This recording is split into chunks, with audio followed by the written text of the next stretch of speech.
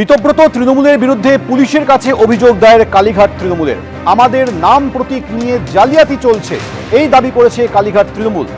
আমরাই আসল, নির্বাচন কমিশনও জানিয়েছি, যা সিদ্ধান্ত নেবে নির্বাচন কমিশন, পাল্টা বলেছে ঋতব্রত তৃণমূল। সরাসরি কথা বলবো, অনির্বাণ বিশ্বাস আমাদের সঙ্গে রয়েছে। অনির্বাণ, ঋতব্রত তৃণমূলের বিরুদ্ধে ঠিক কি অভিযোগ করেছে কালীঘাট তৃণমূল?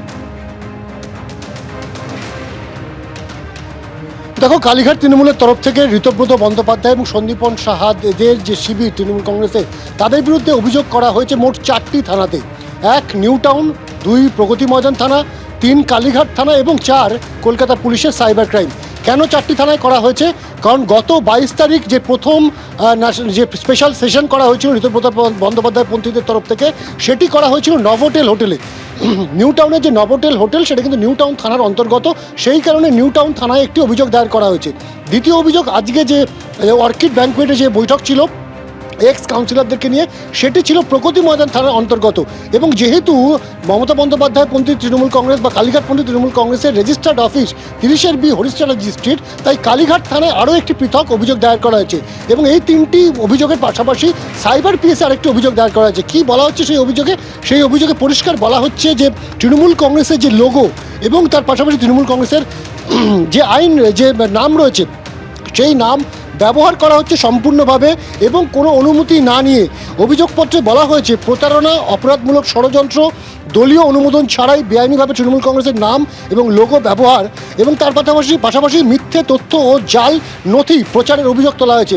এই যে বিভিন্ন অভিযোগ আনা হয়েছে কালীঘাট তৃণমূলের তরফ থেকে ঋতব্রত বন্দ্যোপাধ্যায় পন্থী তৃণমূলের বিরুদ্ধে। একেবারে সঙ্গে রাখো, একদিকে নাম প্রতীক নিয়ে দ্বন্দ্ব চলছে ঋতব্রত তৃণমূল এবং কালীঘাট তৃণমূলের বিরুদ্ধে, এর পাশাপাশি আবার 21শে জুলাই শহীদ সমাবেশ নিয়েও 2 তৃণমূলের মধ্যে দড়ি টানাটানি শুরু হয়েছে। বিদ্রোহী বিধায়ক আখরুজ্জামান এবং তৃণমূল বিধায়ক কুণাল ঘোষ কি বলছেন শুনুন।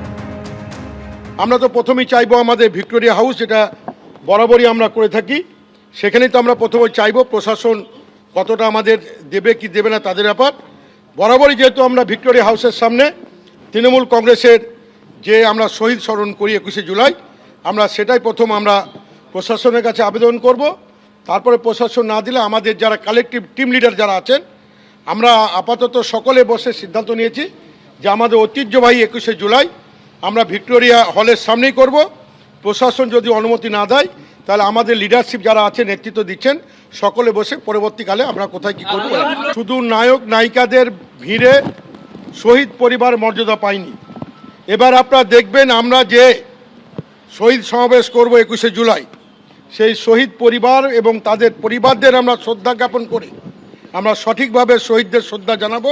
21 जुलाई ये ममता बनर्जी का जो प्रोग्राम था फोटो आइडेंटिटी कार्ड के लिए, आज आपका पास हमारा पास जो फोटो आईडी है वो due to sacrifice of those 14 lives and Mamata Banerjee. आगे तो छिलो ना एगुलो, ममता दी बोललेन फोटो आईडी कार्ड चाই, সিপিএম গুলি করে 14 জনকে মারল, 13 জনের বডি আইডেন্টিফাইড, একজনের বডি আইডেন্টিফাইড নয়।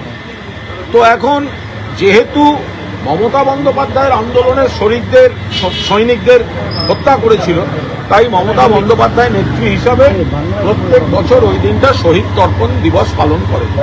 এবার ये जो अगर ये वो जो हुआ था, मास किलिंग जो हुआ था, वो धर्मतला में हुआ था, इसीलिए धर्मतला में हम लोग शहीद तर्पण हर बरस यही हम लोग करते हैं। तो पार्टी जो डिसाइड करेगा पार्टी करेंगे और देखते हैं ये लोग क्या करते हैं, लेकिन 21 जुलाई प्रोग्राम तो होगा ही।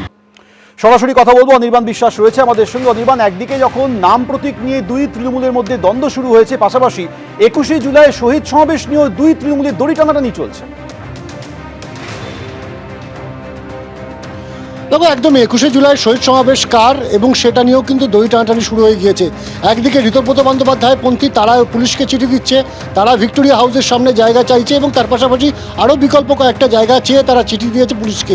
অন্যদিকে কালীঘাট তৃণমূলের তরফ থেকেও কিন্তু আজ বিকেলেই চিঠি পৌঁছে গিয়েছে লালবাজারে এবং তারাও কিন্তু চাইছেন যে ওই ভিক্টোরিয়া হাউসের সামনে যেখানে এত বছর ধরে মমতা বন্দ্যোপাধ্যায় তিনি শহীদ দিবস করেছেন সেখানে তারা করতে।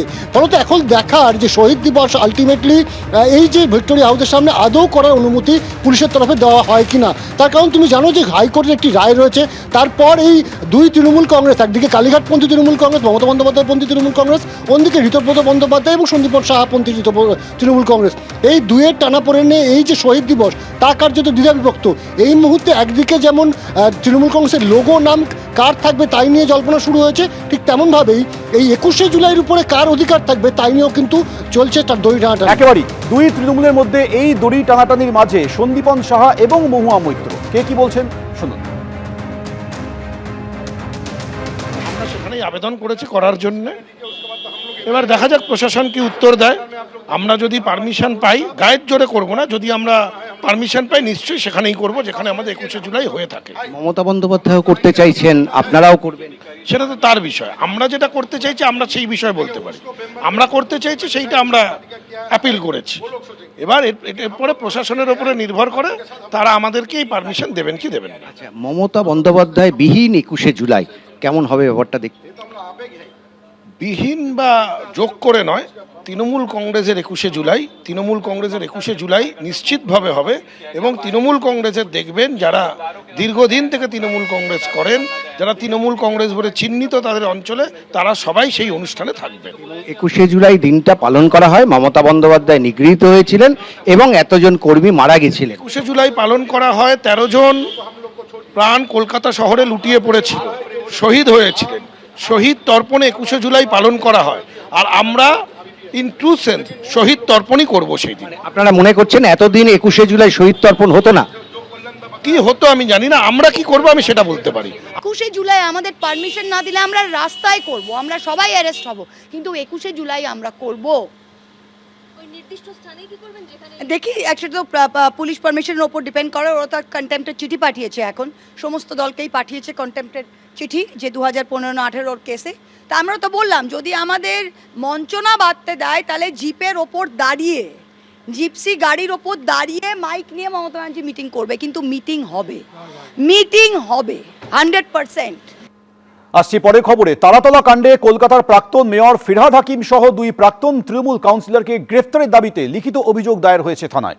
অভিযোগ দায়ের করেছেন বিজেপি পন্থী শ্রমিক সংগঠন ভারতীয় জনতা মজদুর সেলের দক্ষিণ কলকাতার সভাপতি। ফিরহাদ হাকিমকে গ্রেফতারের দাবিতে কালীঘাট তৃণমূল সুর চড়ালেও পাশে দাঁড়িয়েছে ঋতব্রত তৃণমূল।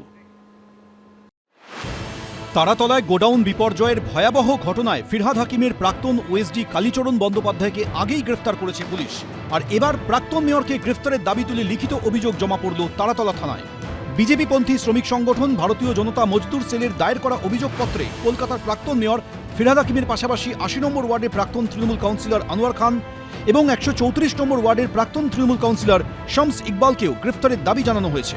বুধবার তারাতলায় গোডাউন বিপর্যয়ের আগে 2024-এর 17ই মার্চ গভীর রাতে কলকাতা পুরসভার ১৩৪ নম্বর ওয়ার্ডের পাহাড়পুরে একটি নির্মীয়মান বহুতল ভেঙে মৃত্যু হয় 12 জনের। তারাতলার গোডাউন বিপর্যয়ের সঙ্গে সেই ঘটনার উল্লেখ করে অভিযোগকারী সংগঠনের দাবি, এগুলো কোনোটাই নিছক দুর্ঘটনা বলে মনে হচ্ছে না, বরং অনুমোদনহীন নির্মাণ, চরম গাফিলতি এবং সম্ভাব্য অপরাধমূলক ষড়যন্ত্র সম্পর্কে গভীর উদ্বেগের জন্ম দিচ্ছে। অভিযোগ, সাধারণ মানুষের নিরাপত্তায় গুরুতর ঝুঁকি থাকা সত্ত্বেও অবৈধ নির্মাণের অনুমতি দেওয়া হয়েছে। আমরা কমপ্লেনটা করলাম ফিরহাদ হাকিম, আনোয়ার খান আর শামস ইকবাল, যে কলকাতা পোর্টে যত ইনলিগাল কাজ হচ্ছে সব ইনলিগাল কাজ এনার দ্বারাই হতো। এখন যদি দায় এড়ায়, ওই দায় এড়ানো যাবে না। এরা মেইন কালপিট, আর আনোয়ার খানকে আর ববি হাকিমকে আর শামস ইকবালকে অ্যারেস্ট করতে হবে। তারাতলা কাণ্ডের পর বিধানসভায় মুখ্যমন্ত্রীর বক্তব্যে উঠে আসে কালীর নাম। এইটা দেখুন মাননীয় ফিরহাদ হাকিমের সই। আপনার কেএমসিতে কি হয়েছে আমরা জানি না, আপনার কালীকে তুললে সব বেরিয়ে যাবে। কলকাতা পুরসভা সূত্রে খবর, ফিরহাদ হাকিম মেয়র হওয়ার পর ওএসডি হিসেবে তার কাজ সামলাতেন কালীচরণ বন্দ্যোপাধ্যায়। তার হাতে ছিল প্রচুর ক্ষমতা। মেয়রের কাছে পৌঁছতে গেলে কালীবাবু হয়েই যেতে হতো সবাইকে। এই প্রেক্ষাপটে থানায় লিখিত অভিযোগ দায়েরের পর ফিরহাদ হাকিমকে গ্রেফতারির দাবিতে সুর চড়িয়েছে কালীঘাট তৃণমূল। ঋতব্রত তৃণমূল আবার প্রাক্তন মেয়রের পাশে দাঁড়িয়েছে। যদি আজ 5টার আগে অ্যারেস্ট হন ফিরহাদ হাকিম, তাহলে বুঝবো শুভেন্দু অধিকারী যা দেখিয়েছেন ঠিক করেছেন, সততার সঙ্গে দেখিয়েছেন। কিন্তু যদি দেখা যায় যে ফিরহাদ হাকিম অ্যারেস্ট হচ্ছেন না, তাহলে ধরে নিতে হবে শুভেন্দু অধিকারী ফিরহাদ হাকিমের এই সইটাকে রাজনৈতিক চাপ হিসেবে ব্যবহার করছেন, যাতে বাঁচতে গেলে তৃণমূলটার পিঠে ছুরি মারুন এবং বাকি কাউন্সিলরদেরকে ফোন করে করে নিয়ে আসুন। কোন কি হাতি করাতে গেছেন। কুণালবাবু আলাদা করে কি দাবি করলেন ফিরহাদ হাকিমকে করতে হবে এবং করতে হবে, আমরা মনে করি যে যে কোনো জিনিসই তদন্ত সাপেক্ষে, মুখ্যমন্ত্রীও তাই বলেছেন, তদন্ত সাপেক্ষে যা হবে হবে। কিন্তু অ্যাকচুয়ালি মেয়ররা প্ল্যানে সই করেন না, ওই বডিতে সই করেন। গোটা ঘটনায় নিরপেক্ষ তদন্তের আশ্বাস দিয়েছে বিজেপি। এরকম বহু জায়গায় বহু লোক ছিল যারাকে de facto minister, de facto councillor, mayor, chairman, তা এই দালালরাই দাপিয়ে বেড়াচ্ছে। পুলিশও জানতো, পুলিশের হিম্মত ছিল না এদের গায়ে হাত দেয়। এখন সব সামনে আসছে এবং তার বিচার হবে। তারাতলা থানা সূত্রে খবর, গোডাউন বিপর্যয়ের ঘটনায় ইতিমধ্যে এফআইআর দায়ের করে তদন্ত শুরু হয়েছে। খতিয়ে দেখা হচ্ছে ভারতীয় জনতা মজদুর সেলের অভিযোগ। আবির দত্ত, রঞ্জিত সাউ, সমীরণ পাল, এবিপি আনন্দ। এবিপি আনন্দ, এগিয়ে থাকে, এগিয়ে রাখে।